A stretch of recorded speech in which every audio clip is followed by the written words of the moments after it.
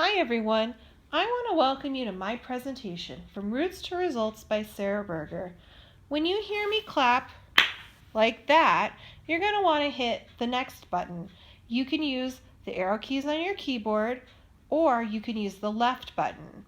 I suggest using the arrow keys. So let's get started. My first slide is a quote that says, "If a child can't learn the way we teach, maybe we should teach the way they learn." That's essentially what this whole presentation is about. The purpose of this presentation is to show that collecting and analyzing data is important and valuable to teachers and students. A little bit about me. I've been employed by Bradford Early Education at Three Bears Learning Center since September of 2010. I have my bachelor's in elementary education, and I'm currently in the middle of getting my master's in teaching and learning with an ELL emphasis. I am licensed K-6 in the state of Colorado, and I've been working in one form or another of education since 2000, so almost 17 years.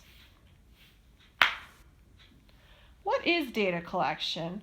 Well, data collection is the process of gathering and measuring information on targeted variables in an established systematic fashion, which then enables one to answer relevant questions and evaluate outcomes. What does that really mean, though? Well, in the context of academia or education, data collection almost always means looking at and analyzing assessment results. Not necessarily all of the time, but most of the time. Why is any of that relevant? Well, more and more schools are making an effort to use academic data to drive instruction, to use differentiation, and to teach their students better and have teachers grow and learn and expand more. How is that relevant to Bradford Early Education and Three Bears? Well, part of our school's statement and philosophy of a carefully planned early childhood education program is to encourage children to value themselves as individuals developing their own unique strengths and talents and recognizing the benefits of diversity within society. We really need to find ways to achieve these goals because education is always evolving and always changing, and our teaching practices should reflect that if we want to also reflect the philosophy statement. Well, how are we going to make this change happen?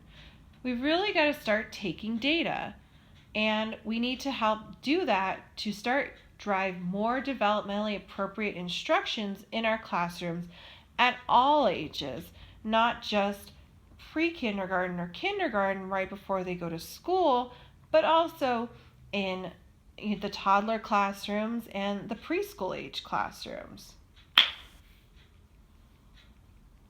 So when we continue to make change happen, so we're going to use data to drive more developmentally appropriate practice. That means we're going to look at numbers, look at what we're doing, and then try to change our practices to make them more developmentally appropriate for our students. And essentially, we're giving our diverse students and their families more of an opportunity. At Three Bears, we have a really diverse population of students. We have a lot of students who English isn't their first language, or we have some cognitive disabilities such as autism, and many of our families are non-nuclear and non-blended families, meaning they have different living situations than an atypical family.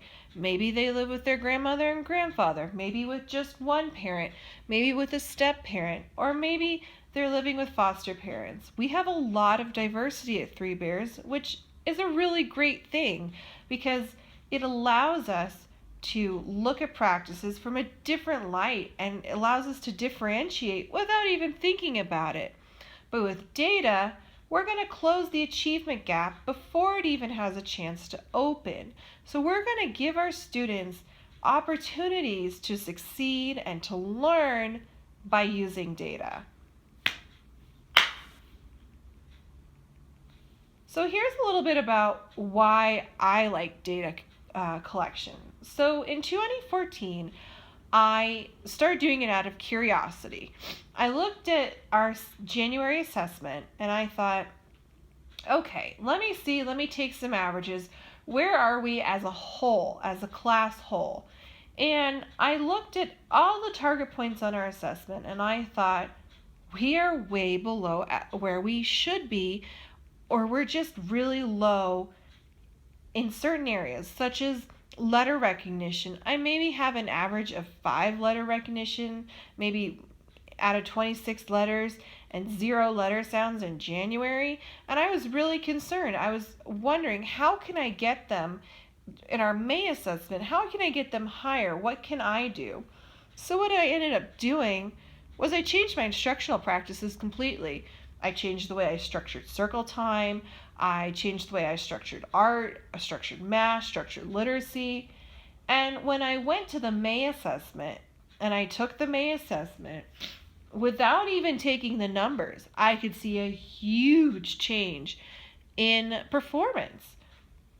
And when I looked at it in May, I had 10 out of 12 students in my classroom hit 100% on almost every single target. So the O, on my own, without needing my help, on their targets in literacy and math and recall. And I contribute all of this to data collection. So one of the tools I use is this Learn Boost online gradebook. And this is what I've been starting to use this year. It's an online gradebook. It's completely free. And you can go on, you can put in different tests. But how I used it was, instead of using different assignments and tests, I just put in the targets from the quarterly assessment. And without having to do any math on your own, it does it all for you. So I put it in, and it'll give you a pie graph, it'll give you a line graph, and you can look at the data, and it's a really awesome tool, and I really suggest that you look at it. So in the email attachment, I gave you my logins to my Learn Boost gradebook for a baseline assessment that I did.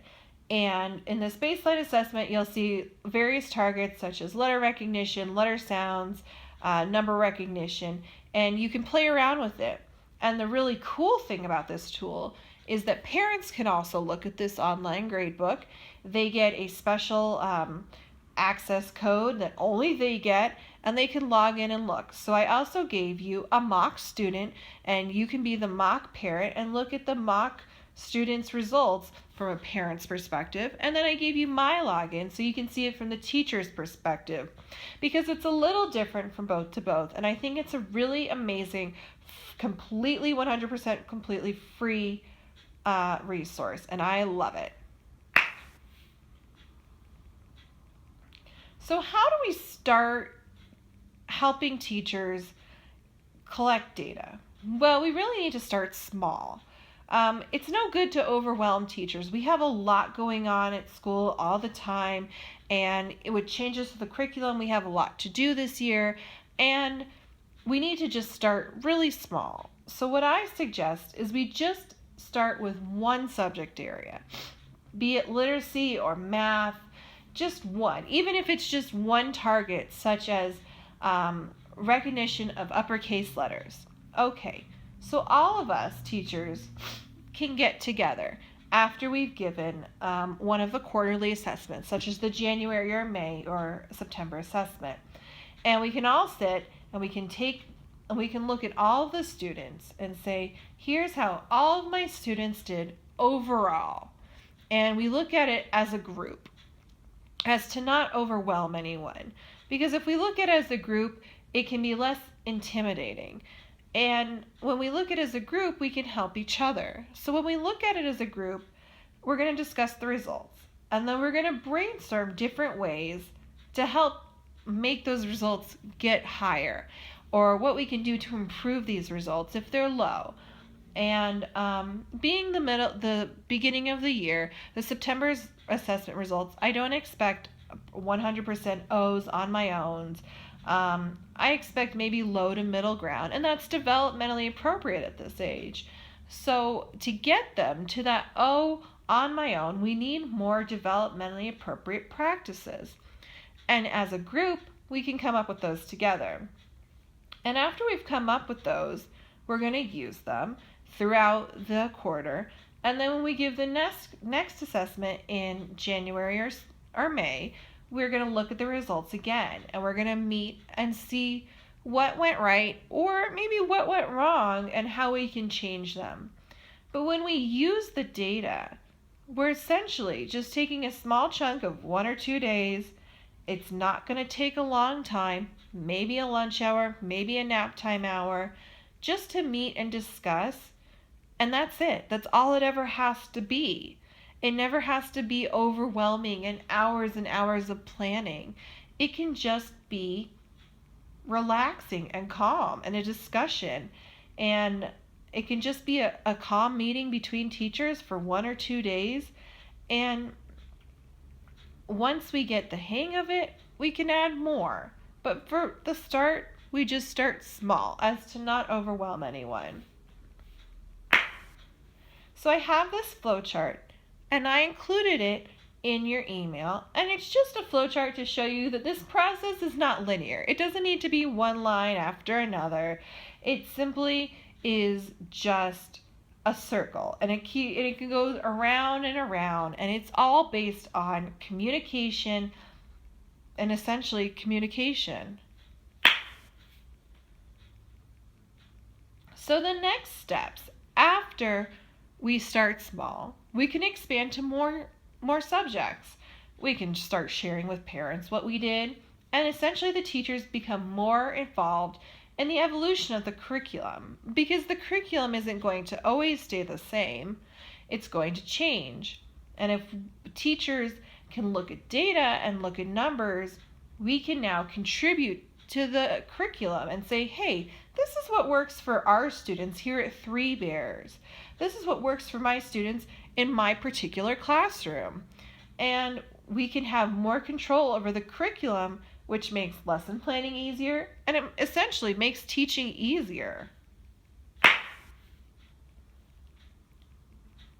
And even beyond that, we can expand it to all the schools within Bradford Early Education.